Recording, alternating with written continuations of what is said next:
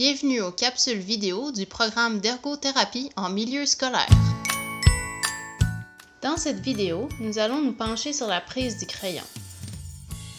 Une prise du crayon fonctionnel est très importante pour les activités papier-crayon. Une prise fonctionnelle permet aux doigts de contrôler les mouvements du crayon. Par exemple, elle aide les enfants à dessiner différentes formes, à colorier entre les lignes et à écrire des lettres et des chiffres.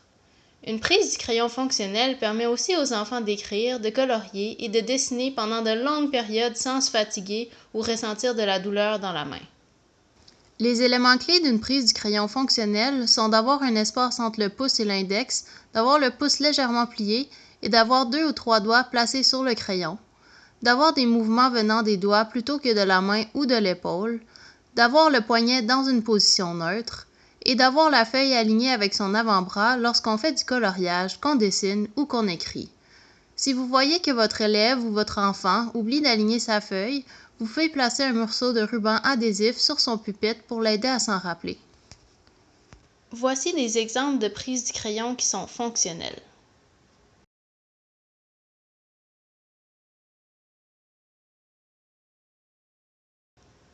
Lorsqu'un enfant tient son crayon de manière inefficace, vous pouvez remarquer qu'il prend du temps à compléter ses travaux écrits, qu'il se plaint d'avoir mal à la main ou que sa main est légèrement fatiguée, que son écriture est difficile à lire ou qu'il a de la difficulté à colorier à l'intérieur des lignes.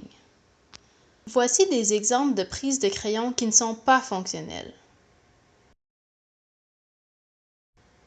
Une bonne hauteur de pupitre et de chaise est importante pour soutenir une prise du crayon fonctionnelle. Qu'il travaille assis ou debout, votre enfant ou élève devrait avoir les pieds qui touchent le sol et le dessus de sa table de travail devrait lui arriver entre la poitrine et le nombril. Pour plus d'informations à ce sujet, visionnez notre vidéo sur l'ajustement de chaises et de pupitres. Voici des stratégies pour promouvoir le développement d'une prise du crayon fonctionnelle. En premier, réchauffez les mains et le corps avant de faire une activité d'écriture. Commencez avec des pompes de chaise pour réchauffer les bras. Ensuite, demandez aux élèves de pousser les mains ensemble, puis de tirer leurs doigts. Ensuite, essayez des pompes d'araignée en demandant aux élèves de pousser les doigts ensemble. Et finalement, touchez chaque doigt avec le pouce.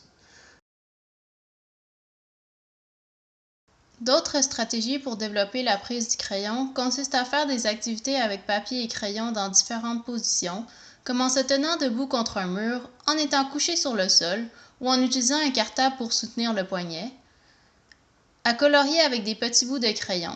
Cela aide à positionner les doigts correctement sur le crayon, en plus de favoriser le renforcement des muscles des doigts.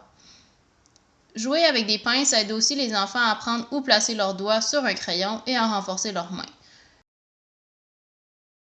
Assurez-vous toutefois d'utiliser des pinces qui soient de la bonne taille pour la main de votre enfant ou de votre élève. Finalement, certains enfants peuvent également avoir besoin d'un adaptateur sur leur crayon.